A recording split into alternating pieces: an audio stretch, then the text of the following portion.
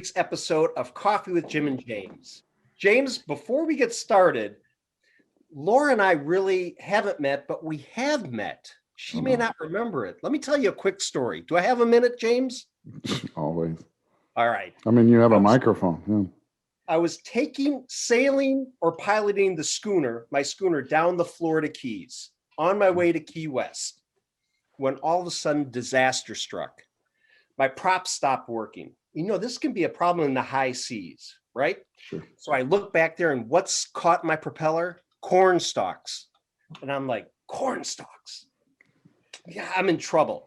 So I'm looking around and I notice the beach, 50, 60 feet away. So I yell to the beach, I have corn stalks in my prop. Is anybody from the Midwest? And nobody said anything except this lady raised her hand. She had children, her husband were there. And she's like, we're from Indiana. And I'm like, okay, prove it. She's like, my husband's a Hoosier. I'm like, that's a corn capital of the world. Checks out. Yeah. And I said, can you come help me? I said, I'm about ready to be taken away to Antarctica. And they look at each other and they're talking. All of a sudden I see him doing this, and all of a sudden the husband's like, so he goes up and gets his corn sickle. They must carry that on vacation. They do. Big 6 one. All the time. Just the essentials. He walks out. I mean, it wasn't too deep, I guess. So he walks out to the schooner and hacks it away. And I get on my way and I'm like, thank you so much. Who are you? And she's like, my name is Laura. And I said, thank you so much. She's like, whether it's personally or professionally, we like to take care of people and make sure people are safe. Wow. And I'm like, what company do you work for? And she's like, don't forget the name Arterra.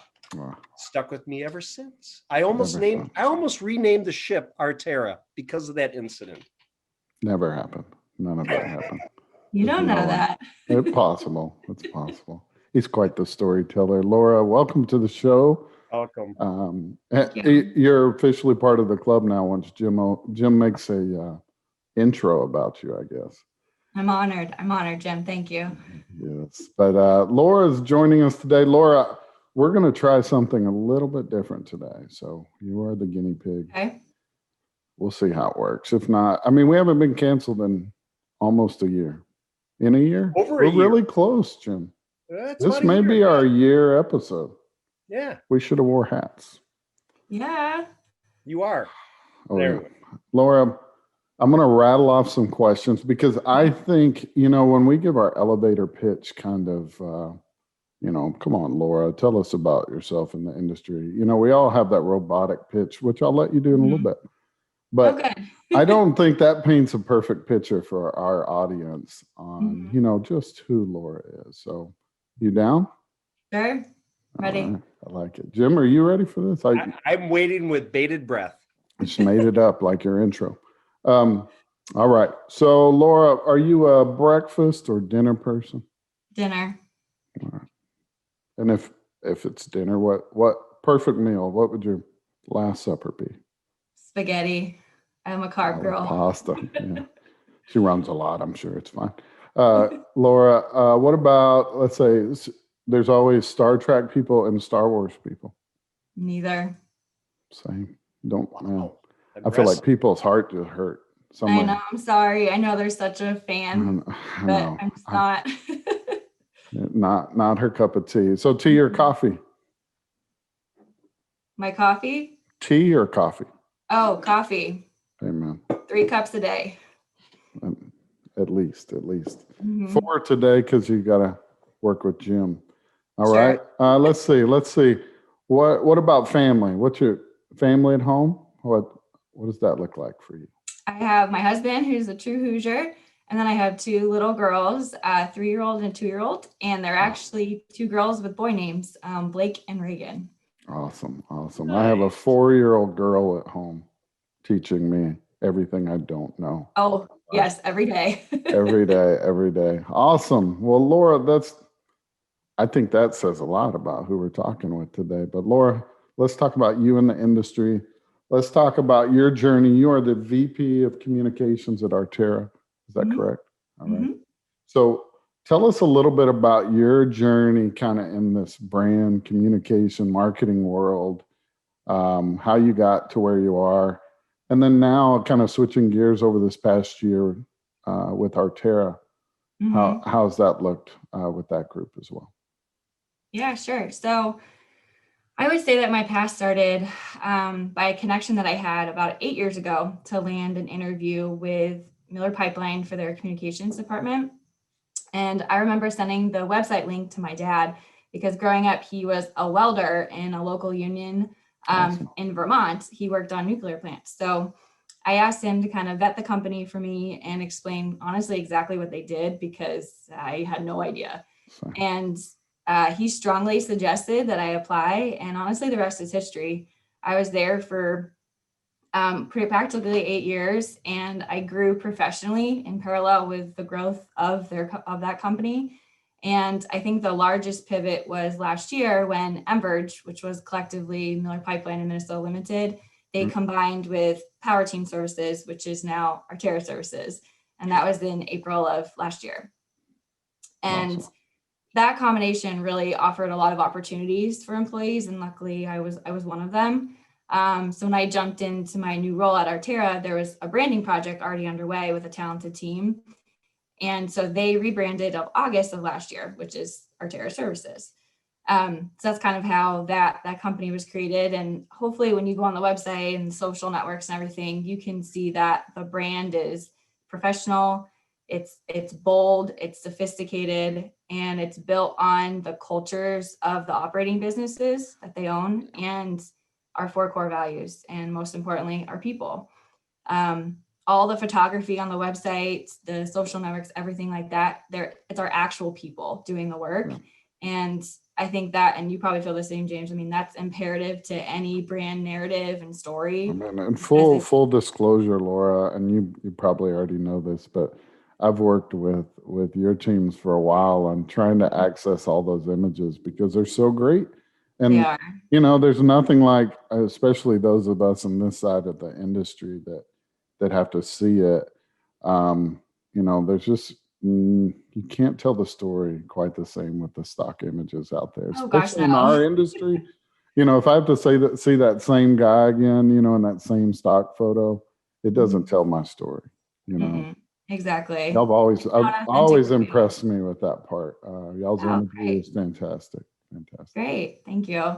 Yeah, we take pride. I mean, we probably do photo shoots every other year just to get new content. And especially every year, it kind of ties into our new narrative we want that year. And you'll always Love see, it. no matter what, a face of somebody in any of our ads or anything like A that. Not just, smiling face, right? Laura and yes. I actually, I think when we met the first time, we were at a DCA summit, the Workforce Summit, with Jason Mhm. Dorsey was speaking, and told us, you need to be showing your people out there in the industry, yeah, grit and tough and working on pipelines, but they need to be smiling. Like, why Mhm. aren't your people smiling? Mhm. And so now we put smiling people everywhere. Yeah, That's that's our how you're job, gonna. basically, right? We make logos bigger and smiling people in stock photos. Mhm. Well, but it shows the happiness though too, and when people are having fun every day, that's the most important thing. Laura, you hit on a few things that struck a chord with me. And again, in my world, I'm about relationships and network. I've been in the energy business for 20 years in a variety of roles, and I have 8,000 followers, and each one is unique and different. But I preach this, and James knows this, that I say relationships drive our business. Who we know, how we interact Mhm. with them, our relationship with them, and such is key. Can Mhm. you expound on that a little bit with Arterra and what your folks' thoughts are in regards to relationships? Sure. I mean, I would say that it's probably the same as any business. Your network and your connections are key to success. And Yep. our industry, we're so lucky because we have so many organizations and people that want to be successful and profitable, and we all work together to make that happen. Um, Arterra, we have so many operating businesses that started as family-owned businesses, and so they have years of long-term relationships. Right. So we get to, use those relationships to drive business and growth and opportunities for more work. And unfortunately, with COVID, of course, Yeah. those relationships are being tested without having trade shows, conferences, fishing trips, golf outings, you name it. But This has helped though, Zoom, right? I mean, exactly. I No, guess, exactly. yeah, my golf game hasn't helped my golf game. No. You know, and all these Zoom calls. No, Yeah. but I that's miss all okay. the fun stuff. You forget about it. Like I'd love to complain about, you know, the little shampoo that wasn't in the right spot, or you know, the little bitty tiny beers I have to drink at the Embassy Suites. You know, anything. Give me all that back. I'll take it in a heartbeat. I know, but I think the future of work is going to look a lot different. I don't know. I don't know what it's going to look like the next couple of years. It won't ever be the same. Never be the same. Never No. be the No. same. Well, Laura, let's talk about, you know, when we talk about brand and going through that, we just went through a rebrand this past year, and so you know something that's fresh with us as well. Um, we touched around it, but let's talk about reputation. And I'll tell you something we're realizing more and more every day is how important the reputation is inside of our own walls, right? Like Mhm. sometimes we always think about, well, it's, you know, what the clients think, but you know, if your people aren't believing in the brand and not living the brand, then yeah, it's going to show in the work, and it's going to show in the relationships, and it's going to trickle out, and it's going to land, you know, years later even. Uh, Mhm.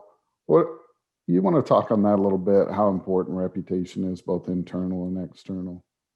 I mean, honestly, you nailed it, James. I think reputation Stole it. is about is about That's your my own question and answered it.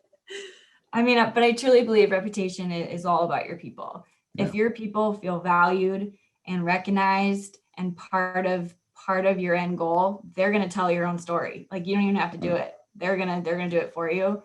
And I think it's just understanding who you're hiring, who you have on your team, and how you lead them will help with that reputation too, because we all know there's multiple generations now, and the Gen Z and millennials, and I'm a millennial, like we want different feedback and affirmation and recognition in different ways, but you just have to realize that and kind of cater to who you're talking to and who you can cultivate a culture for them and recognize them.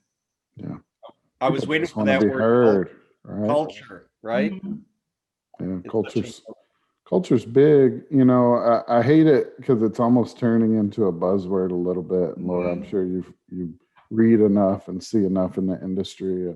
Our respective career paths, you know, put a lot of information in front of us, but it's Mhm. almost just been beat so much like, oh, culture, culture, culture.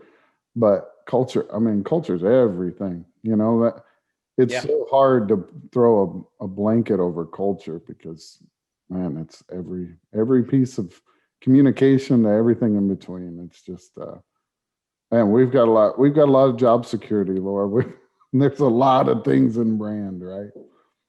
There is, but I feel like companies though, you can see right through the ones that say they have a culture and they don't. Like Yeah. you have to walk the walk and talk the talk, and you can realize which companies are doing that with culture.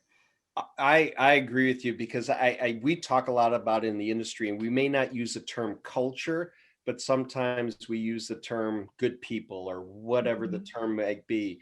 And when I think about that, it really does go down to, you know, culture. Like, you know, that group over there, they're good people. And Mhm. somebody on the other side that might say, okay, our culture is 1, 2, and 3. Everybody learn it and, you know, abide by it. Well, that's not really a culture. Abide by it. That's Yeah. you That's know, how I like to do it. you know, Abide by it. Dang it. it was a big word for me, right?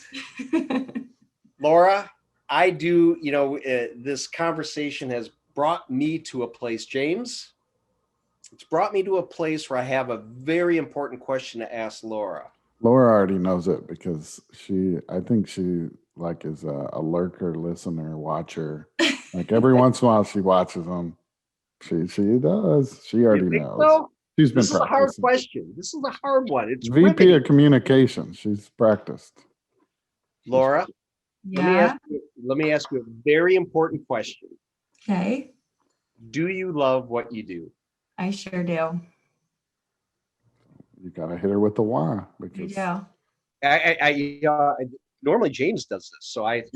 why do you love what you do, Laura?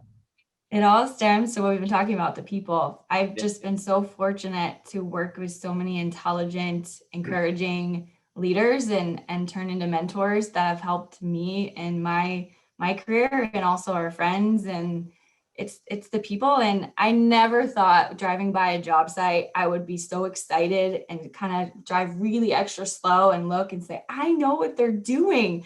And Yeah. I find that so gratifying. And Yeah. my daughter was in the car with me once and she goes, Mom, that's an excavator. And I'm like, you're right, That's what honey. my daughter says.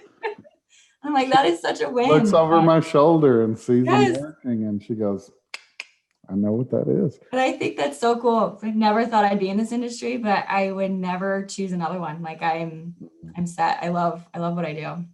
Laura, That's the other day I was speaking on a damage prevention event. Hmm. And that morning I had locators out on a one call ticket at my house for a fence. And the contractor was like, it's probably fine. And I was like, no, it's probably not. And they didn't know I was speaking on it, on the other side. And I had to wait my time and do, but that when your worlds collide, that's the whole point of that. Hmm. It's fantastic to just be educated enough to know there's good people working on it. Well, and And especially if I what's don't know what I'm going on. talking about, there are so many people that will help me, and I don't feel, stupid to ask the questions of like, what exactly does that do? Or, Mhm. what's the end goal of, this new Yep. line, or why steel versus this? Or, Yep. it's just, there's so many people that are willing to help because they're so passionate that Yep. it's Yeah, just one big family. It's great. that's why we're here right Mhm. today is And that that family right there. Yeah. and she summed it up so great in that. And first of all, one thing that was the shortest "Do you love what you do?" answer. You even beat Brian Dressel, ex FEMSA, now with Black Hills Energy, with your answer. So I'm glad we dragged it out of you. But you're absolutely right. This industry is the culture of our industry is such a helping industry. They Mhm. want to help. Such a And Mhm. my little community, right? Yeah. I mean, just like my wacky story at the beginning, people are on vacation, they want to help somebody that might be in need. Whatever the case is, they do that. So it's really great. And we didn't have to ask that question because it shines through you in the way you talk about your company in the industry. It really does. It really Thank you. does. So, Laura, on behalf of James and I, we want to thank you so much for spending the time with us today. It was an absolute pleasure. It was fun. It Thank you. was. It Thank you for was. letting me do a little wacky story at the beginning, but we really did learn a lot. Learned lot about you, about Artera, and the good things that you folks are doing. Please, for our audience, follow Laura, connect with her, ask questions, follow Artera. Get involved, see some things that they're doing, learn a little bit. If you like what you're seeing, hit the like button down below. If you want to follow us, please do. The more the merrier. We hope we are giving value each and every week to you folks, and we're honored and blessed to do so. So until next time on Coffee with Jim and James, it is our pleasure to stay safe, everybody. Take care. Thanks, Laura. Bye. All right. Thank Thanks, you. Laura.